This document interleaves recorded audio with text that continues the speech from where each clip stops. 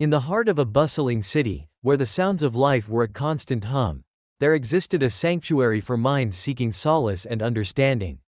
It was here, at the prestigious Center for Psychological Research, that I first met Chloe. She was a whirlwind of energy, brilliant, outspoken, and unafraid to challenge the status quo. The moment I laid eyes on her, as she animatedly discussed the intricacies of cognitive behavioral therapy with our colleagues, I knew I had stumbled upon someone extraordinary. Chloe and I quickly became partners in more ways than one. As fellow psychologists, we shared a passion for unraveling the complexities of the human mind, but it was our connection that truly set us apart. We collaborated on numerous research projects, diving deep into the study of trauma recovery and emotional resilience. I vividly recall the late nights spent poring over data in her office, surrounded by stacks of research papers and half-empty coffee cups. Those moments were filled with laughter and intellectual sparring, but they also served as the foundation for our relationship, two ambitious minds orbiting the same goal, drawn together by a magnetic force. Our first major project together was a groundbreaking study on the long-term effects of childhood trauma. We decided to explore the interplay between resilience and vulnerability in adults who had experienced significant adversity in their formative years. The journey was intense, marked by late nights and heated discussions, but each breakthrough brought us closer together. Chloe's insights were often unorthodox, challenging conventional theories, and I admired her fearlessness. We complemented each other perfectly, her intuition balancing my analytical approach. As the project progressed, we found ourselves spending more time outside the confines of the office. Coffee runs turned into long walks through the park, where we would discuss everything from our favorite psychological theories to our personal lives. It was during one of these walks that I first realized I had fallen for her. The way she spoke passionately about her work, her eyes sparkling with enthusiasm, ignited a fire within me. I felt a connection that transcended mere friendship. It was a partnership woven from respect and admiration. As we prepared for the publication of our research, the academic community began to take notice of our work. Our findings were presented at national conferences, where we received accolades for our innovative approach and insightful conclusions. The thrill of standing on stage and presenting our work to esteemed colleagues was electrifying. Chloe's charisma and stage presence always drew attention, and I often found myself beaming with pride as she captivated the audience with her eloquence. With each success, our bond deepened. We celebrated our achievements with dinner parties at her apartment, inviting fellow researchers and friends. The atmosphere was always filled with laughter, debates, and discussions that lingered long into the night. In those moments, it felt like we were building not only our careers but also a life together. We began to envision a future where our professional paths would continue to intertwine, merging seamlessly into a shared journey of exploration and discovery. However, it wasn't just our professional lives that flourished. Chloe and I found joy in the simplest of moments, cooking dinner together, dancing in the living room, or enjoying lazy Sundays wrapped up in blankets, surrounded by the books we loved. Our evenings often turned into impromptu brainstorming sessions, where we would bounce ideas off each other, dissecting case studies and formulating new theories. It was during these times that I understood the depth of my feelings for her, the realization settling like a warm embrace around my heart. As our relationship blossomed, we became increasingly aware of the respect we garnered in the field of psychology. Invitations to speak at conferences and contribute to esteemed journals became commonplace. We were recognized not just as individuals but as a dynamic duo, an unstoppable force in the realm of psychological research. The accolades we received were a testament to our hard work and dedication, but they also served to strengthen the connection we shared. We were not only partners in love but also in professional ambition, driven by a shared vision of changing the landscape of mental health. Yet, as our professional lives soared, I couldn't shake the feeling that something was subtly shifting in Chloe. The late-night research sessions became less frequent, her focus seemed scattered, and there was a flicker of distraction in her eyes that hadn't been there before. I brushed it off, attributing it to the pressures of our rising fame and the demands of our profession. After all, we were psychologists, accustomed to navigating the complexities of our own emotions, and I trusted that we could weather any storm together. Little did I know that beneath the surface of our flourishing partnership, a tempest was brewing, a storm that would soon threaten everything we had built together. But for now, I remained blissfully unaware, cherishing the love and respect that defined our relationship. Confident that we were destined for greatness, both as individuals and as a couple. Chloe had always prided herself on maintaining a clear boundary between her personal life and her professional responsibilities. As a psychologist, she understood the delicate balance of trust that existed between therapist and patient. Yet, despite her commitment to ethical practice, an unexpected connection began to form, a connection that would blur the lines she had so diligently maintained. It started innocently enough. Jacob, a young artist in his late 20s, had come to Chloe seeking help to navigate his struggles with depression and anxiety. Their sessions were filled with meaningful dialogue, as he poured out his heart and soul, revealing his insecurities and aspirations. Chloe found herself captivated by his passion for art, his vulnerability, and his genuine desire to heal. Each week, she witnessed the weight of his pain, but she also saw glimmers of hope and resilience in his spirit. As they progressed through their sessions, an undeniable chemistry developed between them. Jacob's gentle laughter echoed in her mind long after their meetings ended, and the way he looked at her, filled with admiration and gratitude, sent ripples of warmth through her. Despite her better judgment, she found herself increasingly drawn to him, captivated by the artistic world he inhabited and the depth of his emotions. It was during one particularly rainy session that the first spark ignited. The air was heavy with tension, and Jacob had opened up about a recent personal loss. His father had passed away, and the grief weighed heavily on him. Chloe listened intently, feeling the pain in his words resonate deeply within her. As they spoke, a moment of silence enveloped them, and in that space, she felt a magnetic pull toward him. It was as if the walls of her professional persona began to crumble, allowing her vulnerability to seep through. At that moment, Chloe wrestled with her emotions. Was she crossing the line? The thought of acting on her feelings terrified her, yet the allure of Jacob's spirit tugged at her heart. How could she turn away from someone who needed her? She rationalized her feelings as an extension of empathy, a natural response to a patient in pain. But beneath that facade of professionalism lurked an insatiable curiosity about what lay beyond the confines of their therapeutic relationship. The conflict within her grew increasingly complex. Chloe's mind was a battlefield, pitting her desire for connection against her commitment to ethical practice. She spent sleepless nights questioning her motivations, recalling the countless lectures she had attended on the importance of maintaining boundaries. She was acutely aware of the potential consequences, both for her and for Jacob.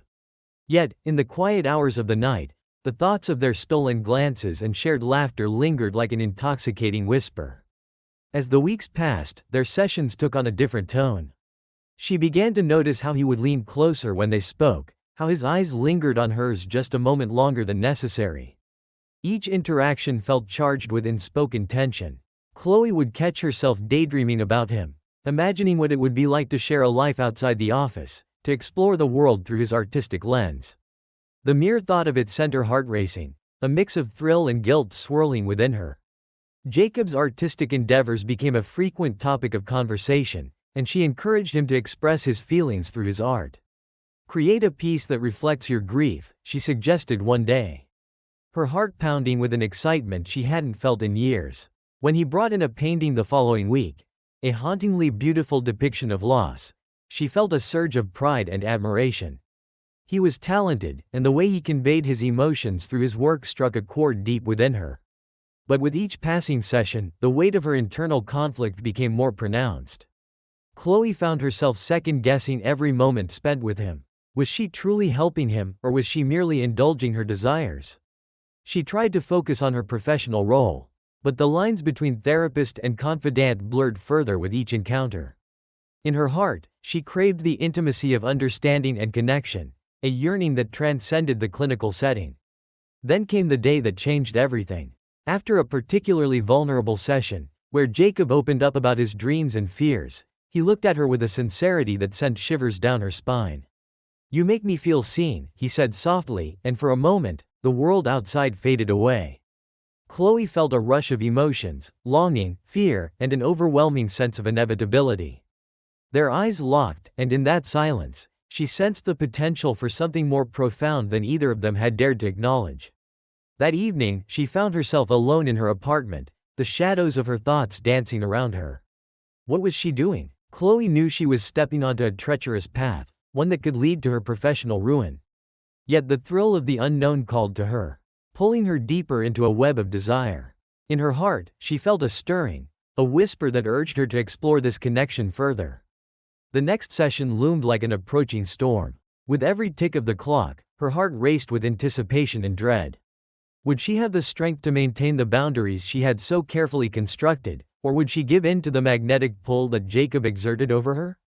In the quiet solitude of her apartment, she realized that this was not merely a fleeting crush. It was a desire that felt real and consuming.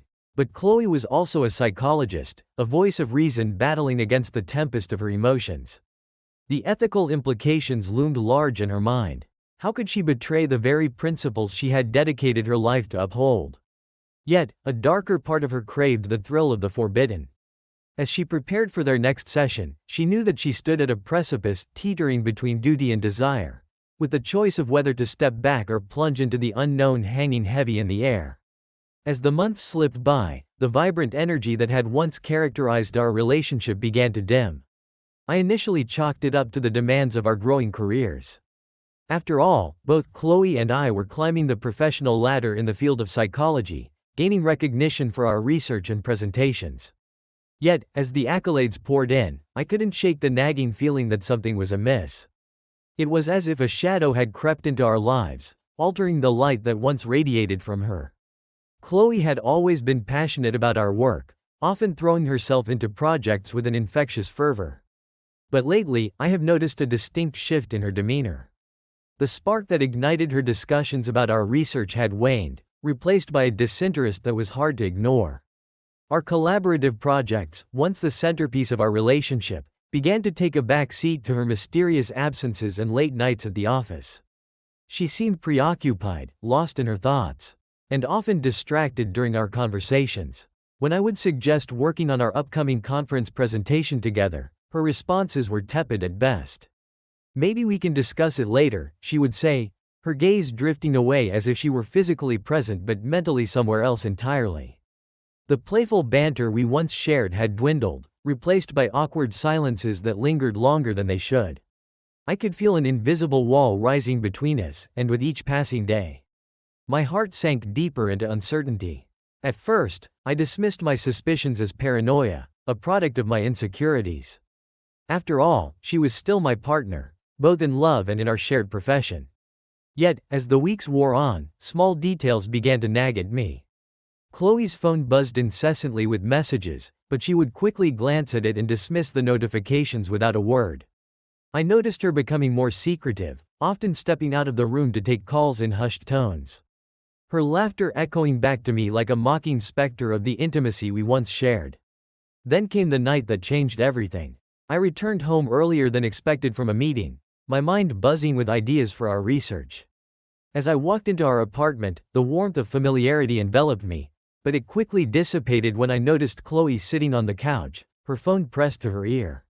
She had an intensity in her voice that sent a chill down my spine. "I can't talk right now," she said, her tone sharp and anxious. "I'll call you later." I paused, caught off guard by the unfamiliarity of her response. Something shifted within me, a mixture of concern and suspicion. As she hung up, I attempted to greet her, but she seemed lost in thought, her eyes darting away as if she were hiding something. The moment felt wrong, as though I had walked in on a private conversation that was never meant for my ears. My heart raced with a sense of foreboding, and I felt an unease settle in my stomach. Days turned into weeks, and my unease transformed into obsession. I began to pay closer attention to her habits and behaviors, scrutinizing every interaction.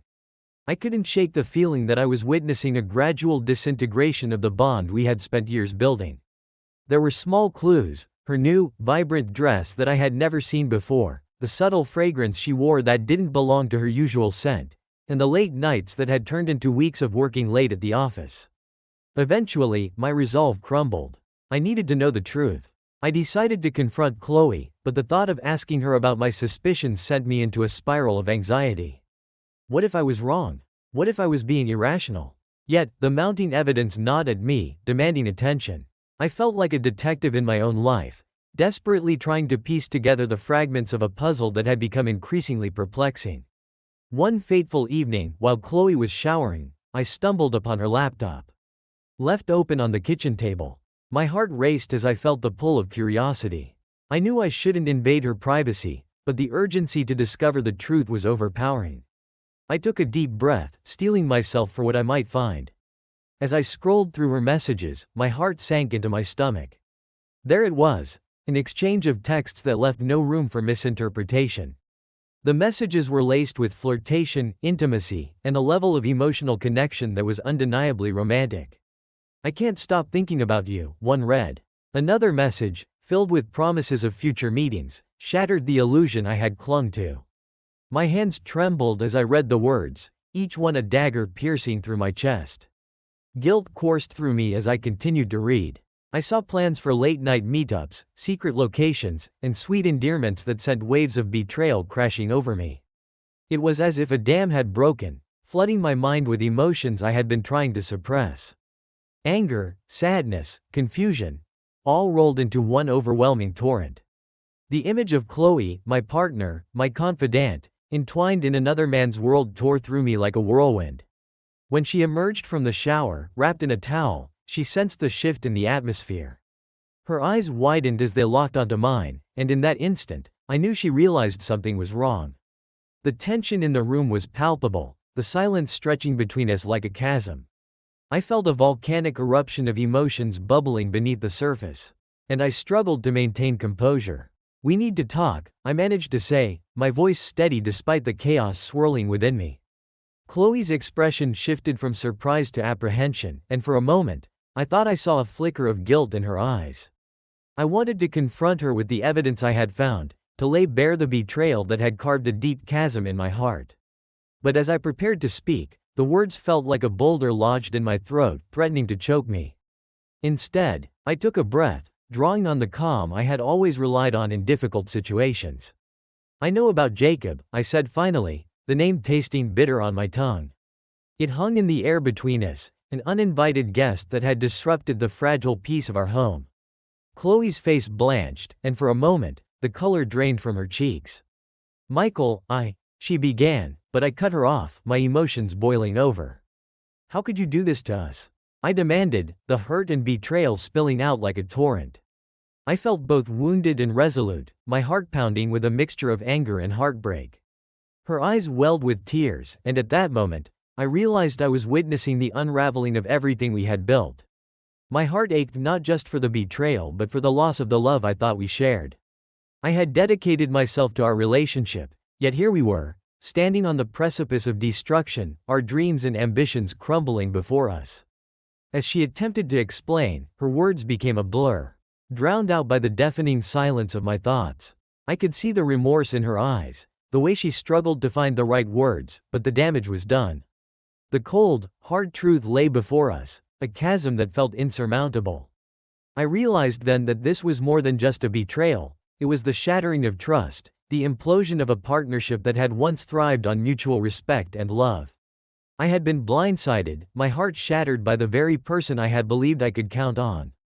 And in that moment, standing in the wreckage of our lives, I knew that everything had changed. There was no going back. The sting of betrayal cut deep, an ache that lingered in the pit of my stomach. The air felt thick with unresolved emotions as Chloe stood before me, her tear-streaked face a haunting reminder of the love I once cherished.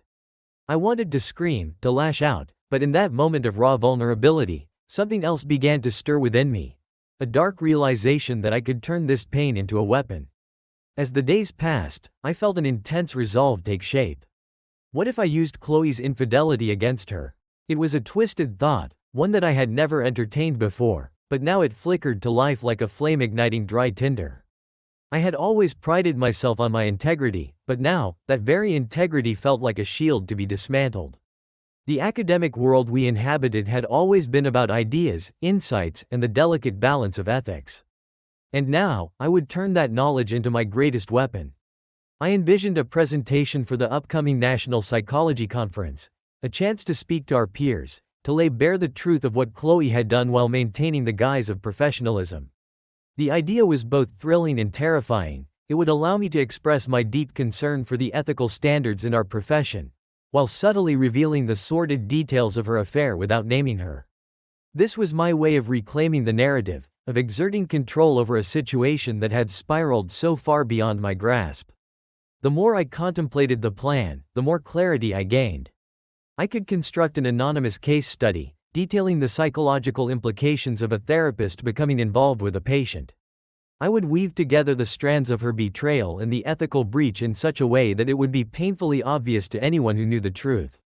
I imagined the hushed conversations, the furtive glances exchanged among colleagues, and the realization that Chloe was the architect of her downfall. As the conference approached, I threw myself into writing the presentation with a fervor I had not experienced in months. My evenings were consumed with drafting and revising, each word serving as a cathartic release for the rage that had been building within me. I meticulously structured the paper, emphasizing the potential harm a therapist could inflict on a patient through a breach of professional boundaries. The ethical implications of therapist-patient relationships cannot be overstated. I wrote, feeling a surge of satisfaction with each line. I crafted detailed scenarios, an imaginary patient caught in a web of emotional dependency, manipulated by a therapist who had crossed the line. I pored over case studies and ethical guidelines, building a compelling argument that would resonate with my audience. Each statistic I included felt like a dagger aimed directly at Chloe's conscience, and I relished the thought of her squirming in her seat as she recognized herself in my words. I made sure to use clinical language, presenting my findings as a legitimate concern for the profession, rather than a personal vendetta. This case highlights the urgent need for introspection and accountability within our field, I concluded, my heart racing at the thought of delivering the final blow. The act of crafting this paper felt exhilarating, a way to reclaim my agency in a situation that had left me feeling powerless. The days turned into a blur of late nights and relentless revisions. I transformed my office into a war room, with walls adorned with printouts of psychological articles and ethical guidelines. My colleagues noticed the shift in my demeanor. I was no longer a supportive partner but rather a man on a mission, focused and intense. I could sense their concern, but I brushed it off, fueled by a fire that was now burning bright. As the day of the conference drew closer, I meticulously planned my presentation. I created a PowerPoint that would capture the attention of the audience. Filled with compelling visuals that underscored the seriousness of the issues I was raising. I designed each slide with precision, highlighting key points with bold text and striking imagery. This is about our integrity as professionals, I reminded myself, each word a reminder of my purpose. The day finally arrived, and I stood backstage, my heart racing with a blend of anxiety and anticipation. As I waited for my turn to present, I could hear the murmur of attendees, and the buzz of excitement as they filtered into the auditorium. My mind flashed to Chloe sitting in the front row, her expression unreadable.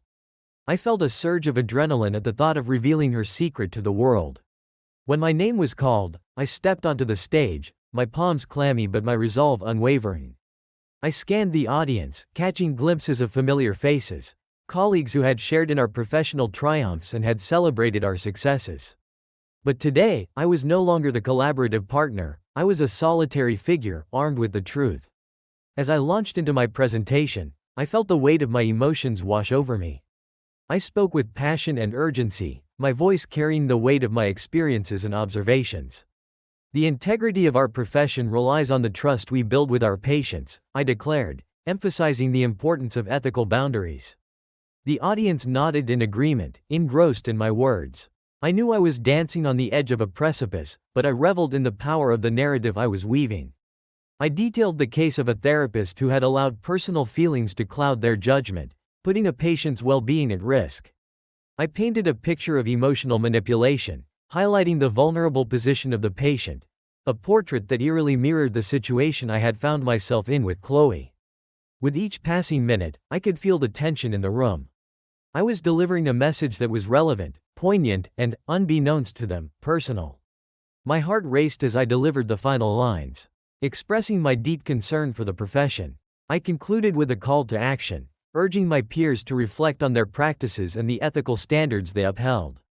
As I stepped down from the stage, I felt a rush of exhilaration mixed with a profound sense of catharsis. The applause rang in my ears, but I was already lost in thought, imagining Chloe's reaction.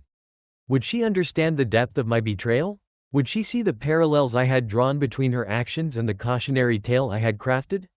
I couldn't help but feel a sense of satisfaction as I walked off stage. In that moment, I had not only reclaimed my narrative but had also taken the first step toward unraveling the very foundation of the life we had built together. This was not just revenge, it was a reckoning. The threads of our shared existence were fraying, and I reveled in the knowledge that I was the one pulling the strings. The game was on, and I was ready to see how far I could push it. The auditorium buzzed with energy as attendees mingled before the session began. Chloe sat in the front row, her heart fluttering with a mix of excitement and apprehension.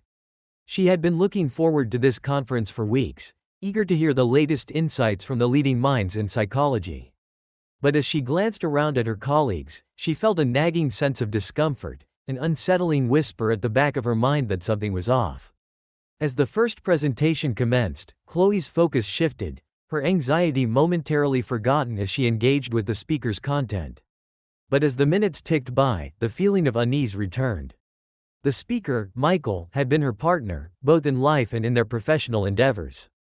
She had always admired his ability to articulate complex ideas with such clarity, but today, something about his tone felt different, tense and charged with an underlying current that she couldn't quite pinpoint. When Michael began to describe a case involving a therapist's ethical breach, a chill coursed through Chloe. He spoke with an intensity that seemed to draw the audience in. Capturing their rapt attention, she leaned forward, her brow furrowing as he painted a picture of a therapist who had become entangled in a dangerous relationship with a patient. The scenario sounded familiar, echoing her own recent choices, and her pulse quickened. At first, she attempted to brush it off as a coincidence. Surely, Michael wouldn't be referring to her, would he? They had always been professional, they had upheld their reputations as leaders in their field. But as he delved deeper into the details, Chloe's sense of dread blossomed into a full-blown panic. The words he chose were too specific, the implications too damning. The realization struck her like a lightning bolt: he was exposing her in front of their peers.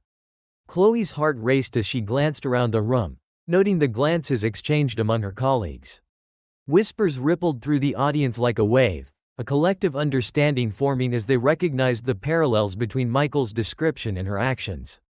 She felt their eyes on her, scrutinizing her every reaction. A few heads turned in her direction, and the tension in the air thickened. The weight of their gaze felt like a heavy blanket, suffocating and disorienting. Panic gripped her, and her hands trembled as she fought to maintain composure. How could he do this? How could he stand there and unveil her betrayal to an audience filled with friends and mentors? The reality of her situation crashed over her like a tidal wave, and she struggled to breathe through the mounting pressure. She wanted to shout, to confront him right then and there, to demand he stop. But her voice felt trapped in her throat, a silent scream echoing in her mind. Michael continued, his voice unwavering, a steady stream of words cascading from him as he elaborated on the ethical implications of such breaches. Chloe felt her stomach churn as he spoke of the emotional manipulation involved, the impact on the vulnerable patient, and the shattered trust that followed such indiscretions. Every point he cut deeper, each syllable a reminder of her choices, her failures. The shame of her actions weighed heavily on her, and she wanted nothing more than to disappear.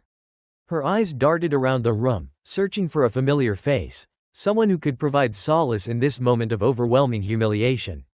Instead, she was met with the concerned looks of her colleagues, their expressions a mix of empathy and judgment. She felt as though she were shrinking in her seat, her heart pounding in her chest as she realized she was no longer just a participant in the conference. She was the subject of a public trial.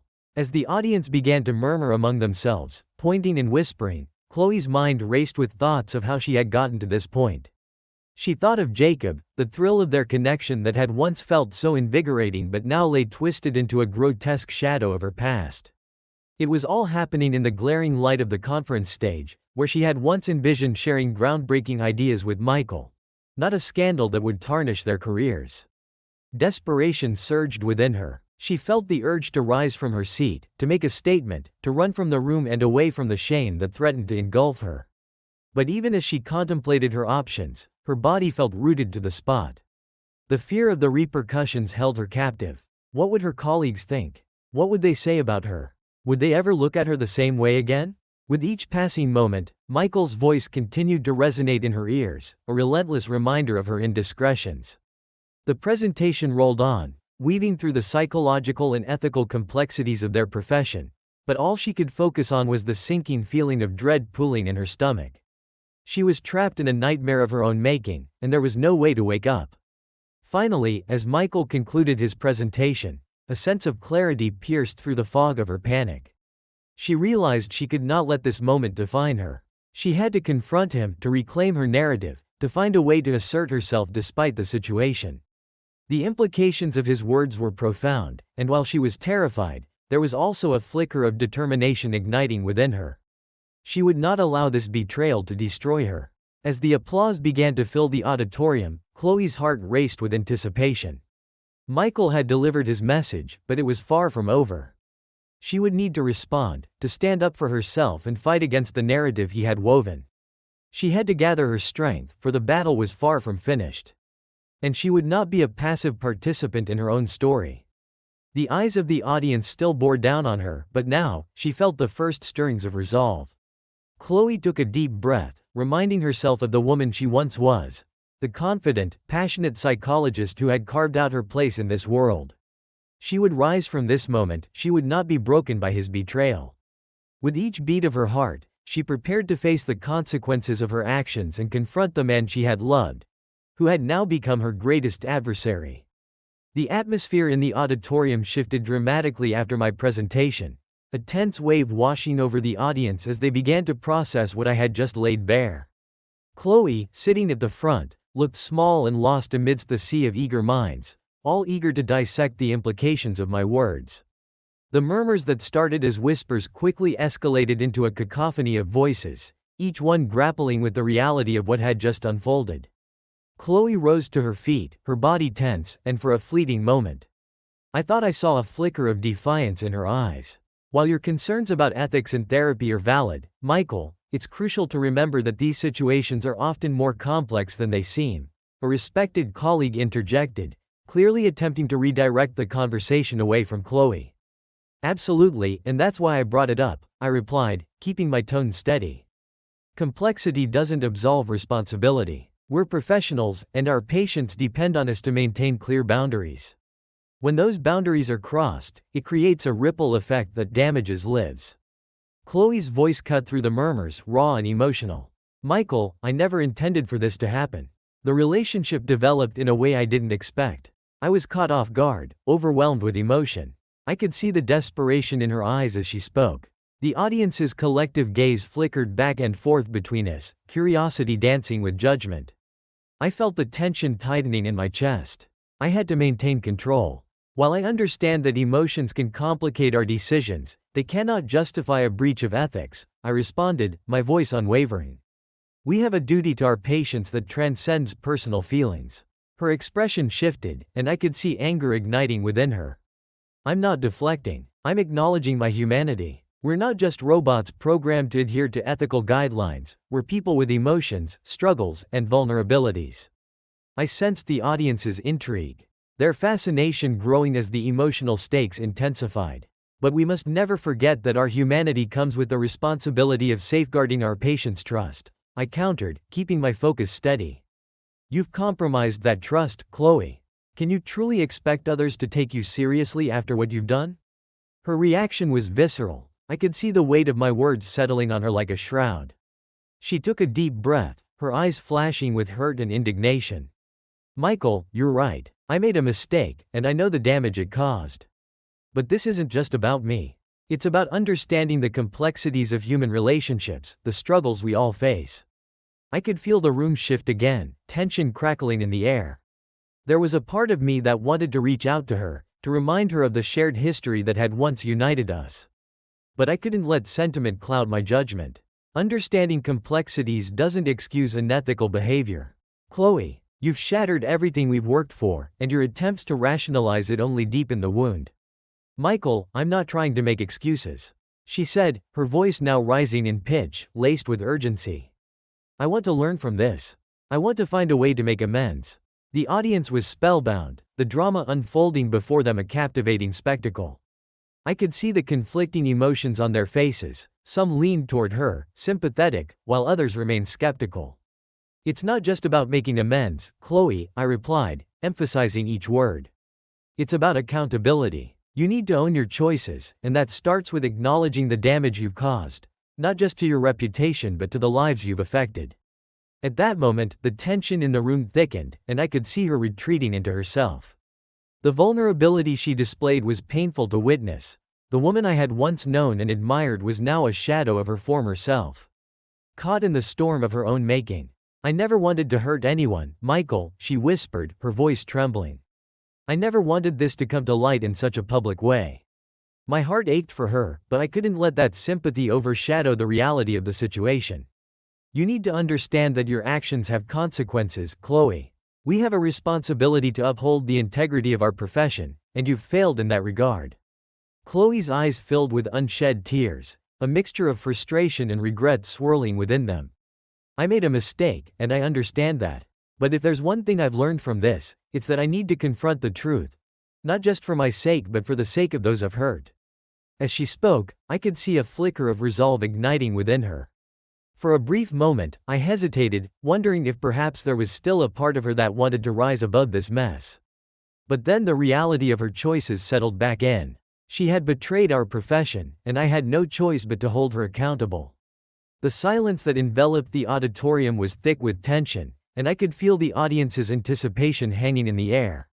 Chloe took a breath, gathering herself, and I watched as she attempted to reclaim her narrative. "I want to take responsibility for what I've done. I want to learn and grow from this, even if it means facing the truth that scares me the most." The audience shifted, a few nodding in agreement, perhaps recognizing her desire for redemption. Yet, despite the flicker of hope, I knew it wasn't enough. The conflict between us had only begun, and the road ahead was fraught with challenges that neither of us could navigate alone.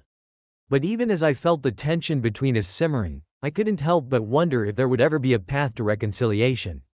Would she ever understand the gravity of what she had done? Or would this moment forever mark a divide between us, a chasm too wide to bridge?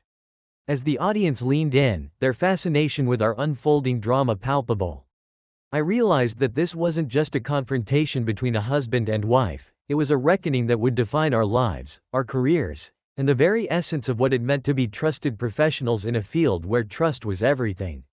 The aftermath of the conference unfolded like a slow-motion train wreck. News of Chloe's infidelity and my calculated exposé spread through the psychology community like wildfire, igniting discussions, debates, and a wave of criticism that swept over us both. Our professional reputations, once built on a foundation of mutual respect and shared accomplishments, began to crumble under the weight of scandal. Chloe faced the brunt of the backlash. Colleagues who had once looked up to her now regarded her with a mix of pity and disdain. Invitations to speak at conferences and contribute to journals dried up almost overnight. The very essence of her career, the advocacy for ethical therapy practices, was now tainted by her actions. Each day brought fresh headlines, articles scrutinizing her choices, and whispers in hallways where she had once walked confidently. For me, the fallout was equally profound. While my role in exposing her had initially garnered some validation from peers, it quickly morphed into a complex landscape of moral ambiguity. I had sought retribution, but in doing so, I had inadvertently compromised my integrity. Many colleagues viewed my actions as vindictive rather than protective of the field.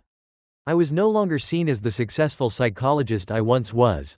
I became the man who publicly shamed his wife, a cautionary tale rather than a respected figure. Our personal lives spiraled as well. The emotional toll was unbearable. The conversations that once flowed easily between us became stilted and filled with tension. Every discussion felt like a minefield, every shared glance held unspoken accusations. The love we had built over the years began to erode, leaving a hollow shell of what had once been a vibrant partnership. It was clear we were both suffering the consequences of choices made in the heat of the moment.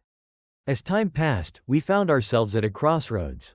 In our attempts to move forward, we began to engage in difficult conversations about trust, betrayal, and the consequences of our actions. It was painful to confront the reality that we had both contributed to this destructive spiral. We learned that actions taken in anger can lead to long-lasting ramifications, affecting not just ourselves but everyone around us.